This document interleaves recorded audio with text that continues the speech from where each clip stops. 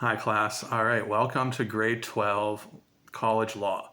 So our Brightspace page and course overview already lays out how the course is going to go in broad terms and how we go through each week.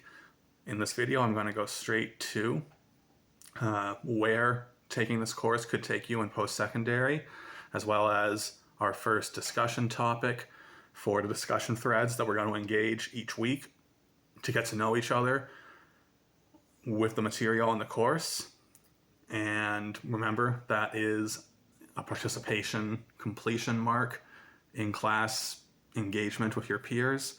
Could be up to about 10% of your mark, okay?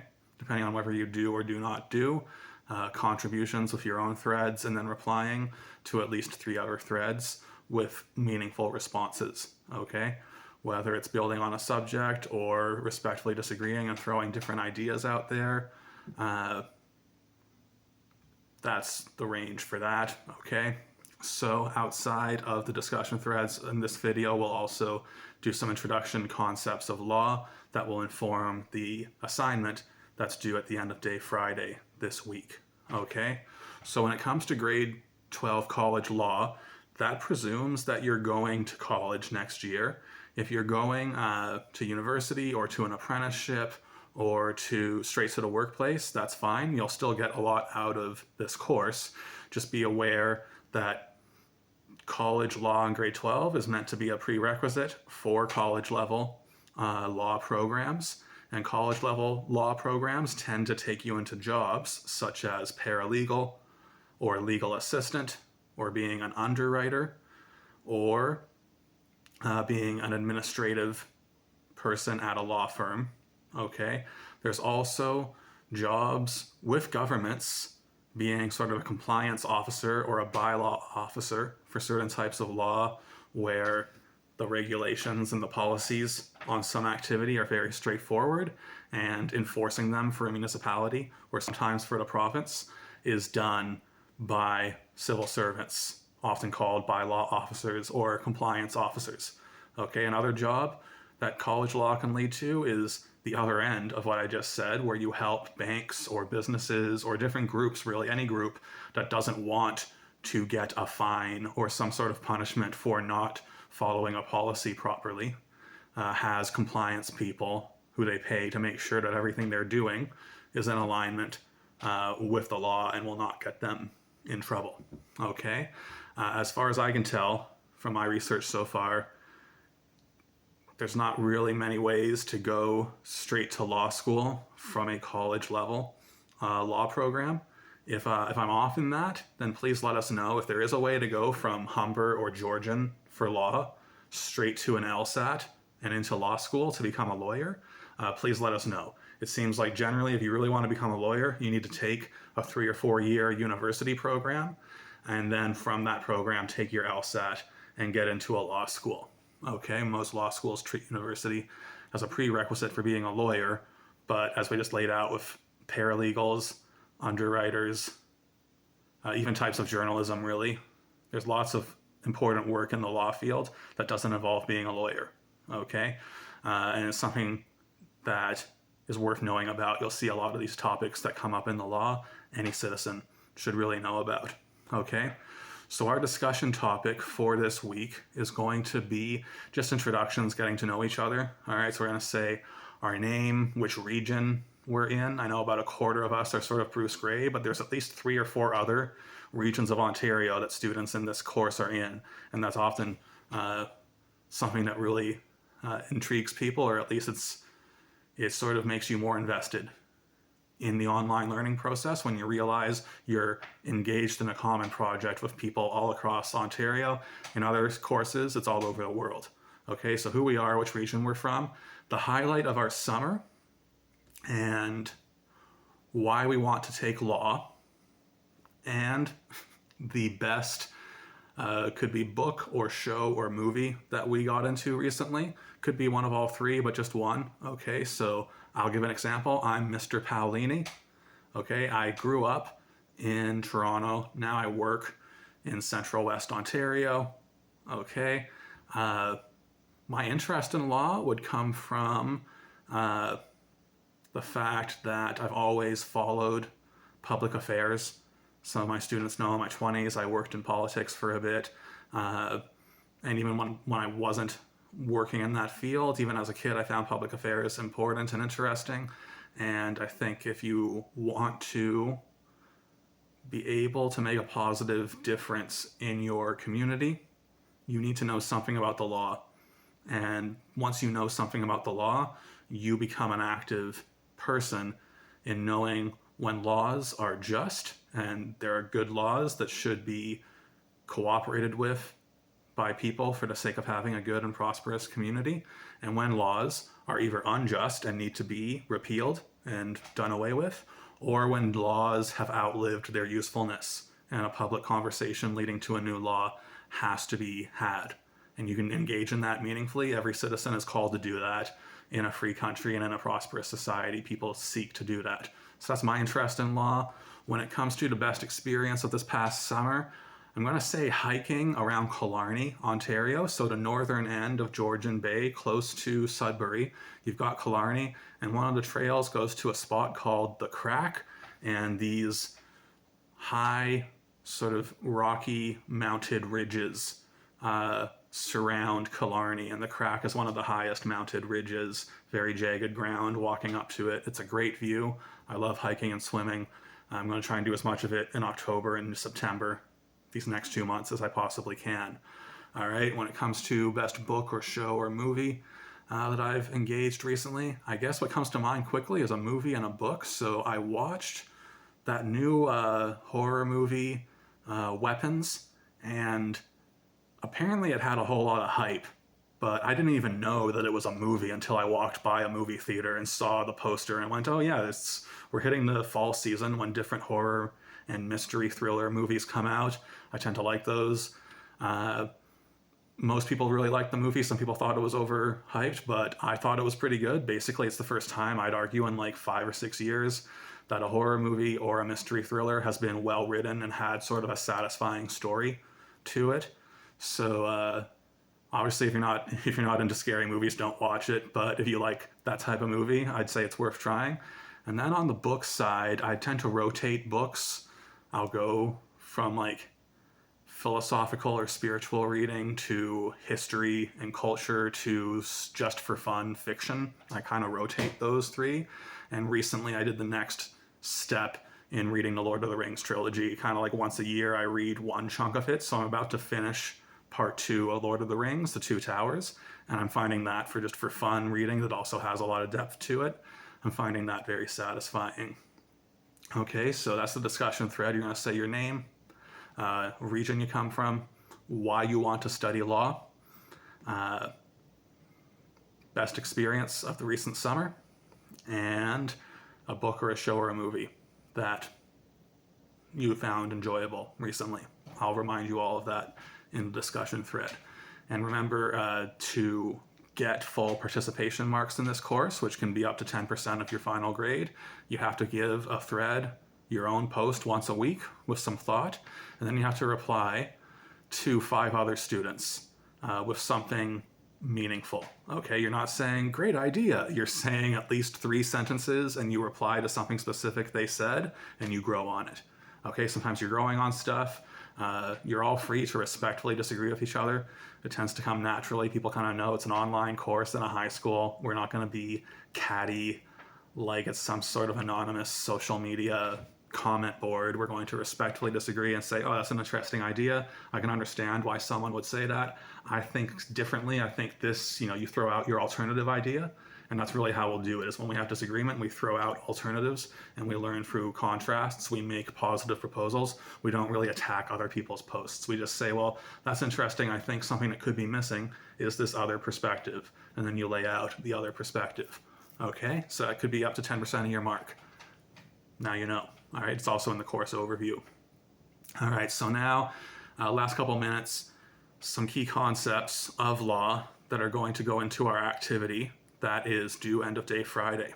All right, so if I go from the present day back, there's a whole bunch of different concepts of law. If I go from the beginning of like 10,000 years ago, when people who think and speak the way we do for the most part started operating in groups larger than 5 or 10 people. And once you have more than 5 or 10 people, when you have larger groups of people, you need a system involved, and a system for how we do things. It could be law, could be economics, could be politics. There's often a cultural and religious dimension.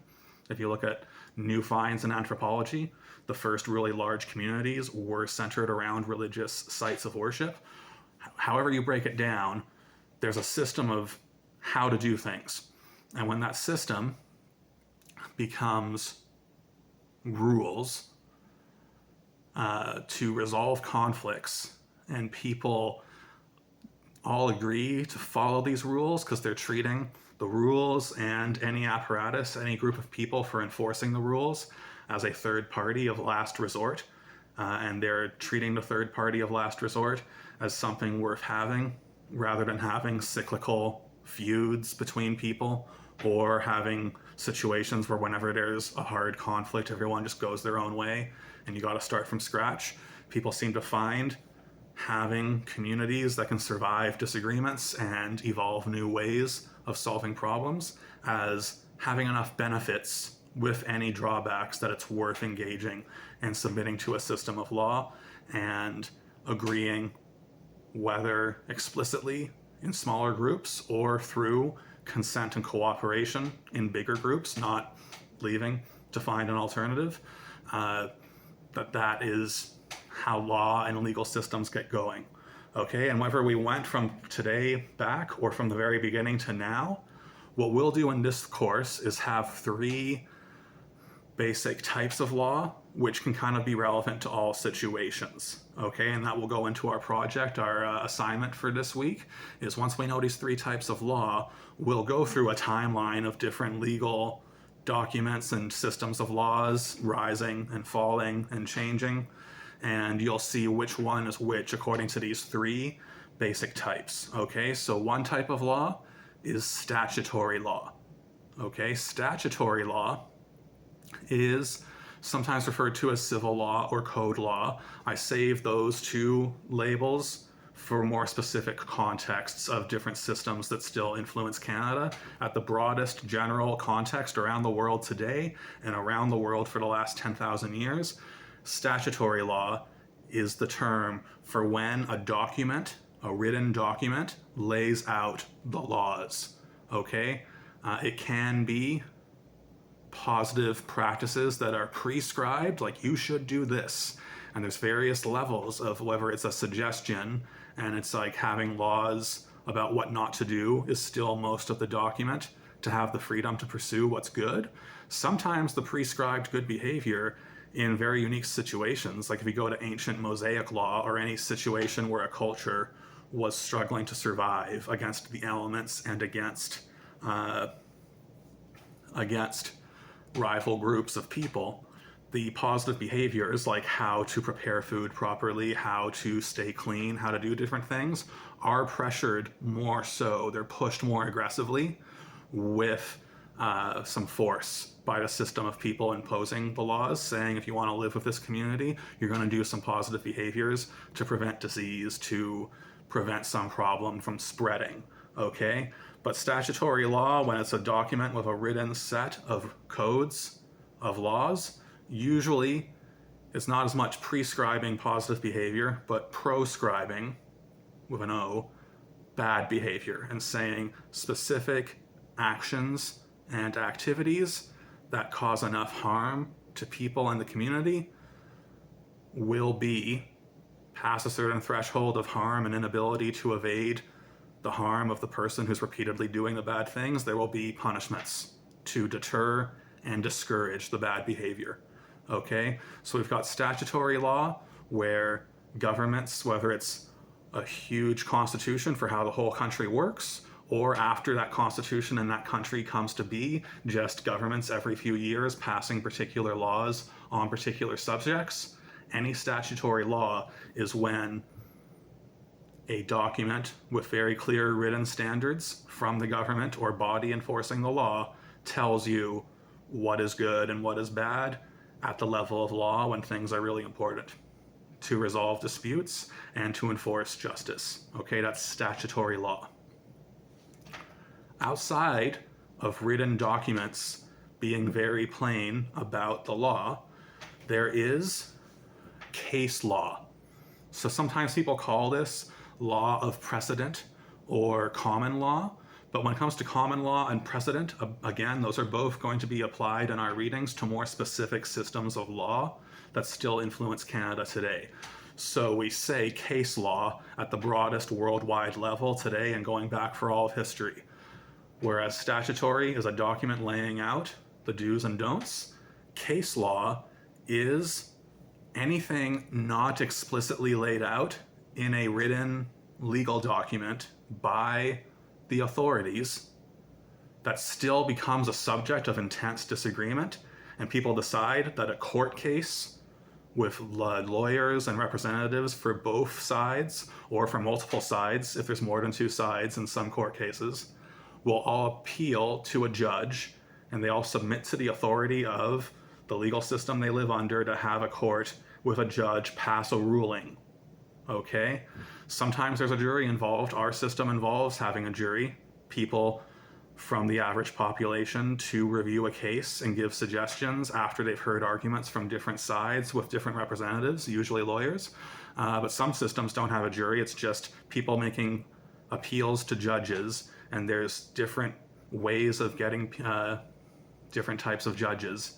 And after a decision is made, saying either one side was right and the other side was wrong, or other sides in a multi-faction dispute. If it's that, one group was wrong, one or more groups was wrong, but one group was right, or if everyone was wrong and a new outcome is of how to deal with this problem, whether it's something about how to claim unclaimed land or who gets an inheritance, things like that. Whether one person was right or not, what the judge decides and what the ruling is, which becomes its own document usually, forms a precedent, all right, Precedent, a precedent from the past for how you will approach that situation in the future. Okay, so often if there is a dispute about the inheritance over a farm after the owner of the farm passes away, in any given system, there is some key cases with all the details for your average farm inheritance, and most subsequent cases just refer to an earlier case. That's why it's called case law, okay? It's all the past decisions of past courts that influence recent decisions of recent courts, and if it's a very well-defined precedent, it doesn't even need to go to a new court decision. It's just the authorities of that system will say, well, the precedent is so-and-so gets this part of the farm, so-and-so gets that part of the farm. It's a mixture of family inheritance and who actually worked on the farm, and did anybody have any financial investments giving them a right, or labor investments giving them a right to the breakup of this farm after its current owners have passed away. And it doesn't need to go to a court, okay? That's why any legal system has people who can interpret past precedents to help you find a good outcome without going to court. Okay, that's where paralegal and legal advisor and compliance officer becomes an important job, because you're helping people save the money of paying for lawyers to go to a big official court case, which they might lose. Okay, so case law is the major other type. Statutory is documents usually passed by governments telling you what is legal, what is not legal, what the incentives are to follow the law, what the punishments are for breaking the law. That's statutory. Case law is, as we just laid out, where all the previous cases going back a long way, forming a precedent for how you respond to conflicts that arise over subjects which are not explicitly defined by your current written laws. Lastly, you have what I would call customary law, okay? And this can involve all sorts of things, from how voluntary associations, your Rotary Club, your local gym, an arts group, how religious organizations, how professional organizations often, how they self-govern is custom. And there can be some written documents and some precedents for a decision-making body to enforce rules going into it, but most of it is customs and culture, and here's how people have done things in this particular setting and how it's come to be successful. And if you want to be in that setting, you're going to cooperate with those customs. Okay, that's customary law. Big examples at the systems level would be, whereas most of Canadian law is common law, which is the British version of case law, where it's a mixture of court cases and several past government documents combining, with Quebec and certain issues of modern life in the rest of Canada having code law, which is the French law, which is generally statutory and documents lay out what's legal and what's illegal. You do have, with various First Nations communities, in their own self-governance, they still have customary law. And in North American First Nations contexts, it's often called protocols. And just, if you're in this community, everybody has certain rights because they are in the community and certain benefits they'll receive. But they also have obligations to help other specialized roles in the community meet their own obligations so everybody involved can enjoy their rights. And there's also differences of roles in a community that, if you want the community to function, and again, this, we hear about it in First Nations self-government, but similar concepts apply to recreational organizations, professional organizations, religious organizations. If you want to belong to a certain community, you're going to meet your obligations, because doing so is reciprocal. Everybody meeting their own obligations allows everybody to enjoy certain benefits of a unique way of life in a particular community with a particular context. Okay, that's customary law. All right, and across history, you've had, outside of the protocols approach that the Ojibwe and the Haudenosaunee, for example, follow, and several groups across the middle part of Canada have the Anishinaabe label because of a language that they all have in common. All right, so there's that context, protocols. But outside of that, you have the old Brehon laws in Ireland before the English conquest, and now that ever since the English left Ireland, Ireland's been trying to mix the old Brehon laws with the English common law because they saw some value to the common law. You've got Highland Scotland, close to Ireland, similar, where people who were at the top of a clan owned lots of land, and they usually had the loyalty of military forces to maintain the land, but they would let people lower on the hierarchy do certain administrative roles for the territory to live on the territory and make money and have various benefits.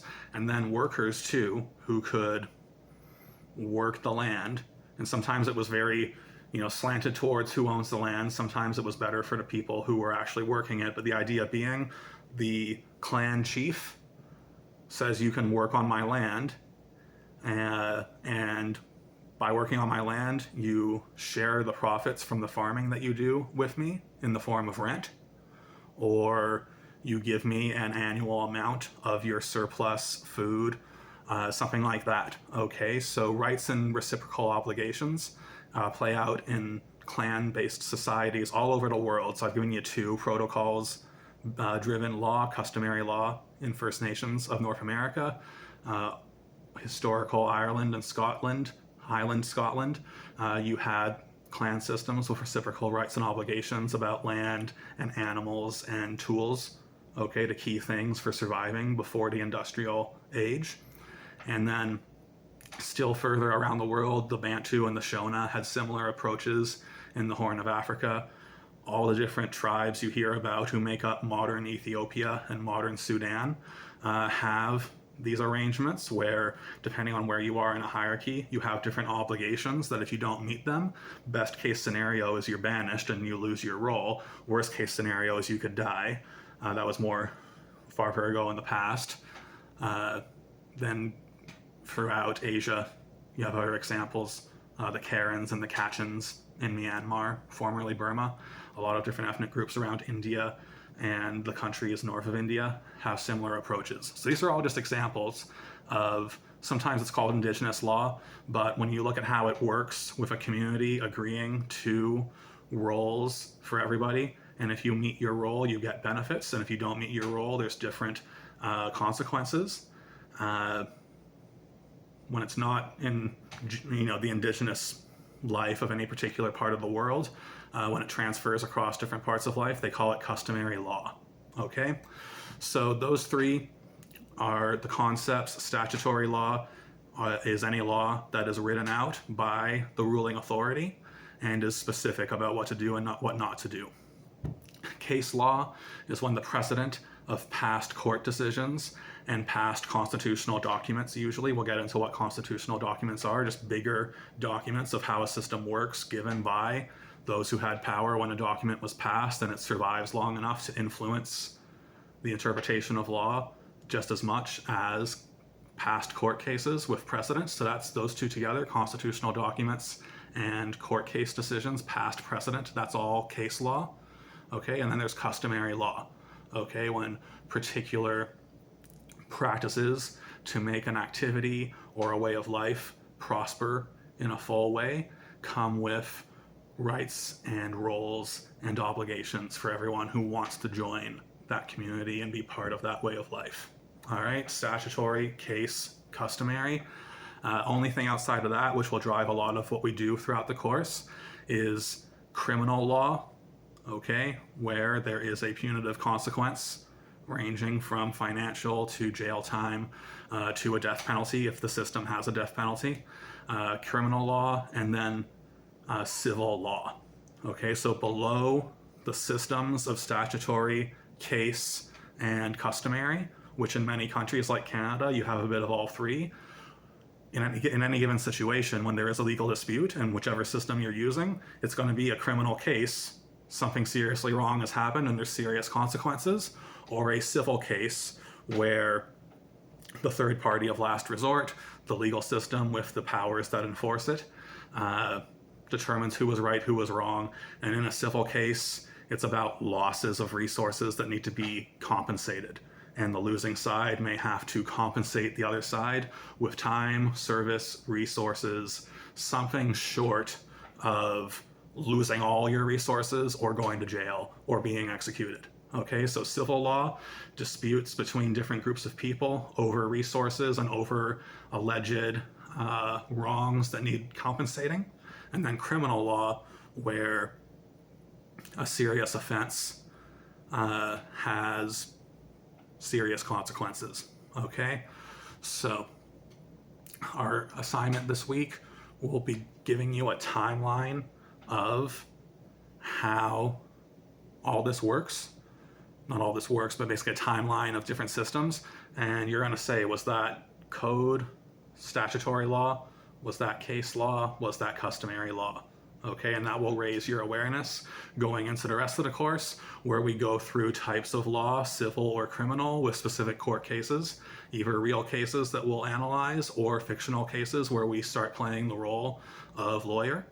Okay, that's the rest of the course. But to get us to current day Canada with types of court cases that happen in Canada, we're going to this week do the introduction, where it's a history of various types of legal systems, which of the categories do they fit into, and that prepares us for civil and criminal law specific cases for the rest of the course. All right, if you have any questions, email me. Looking forward to seeing your discussion threads and looking forward to seeing your work at the end of the week.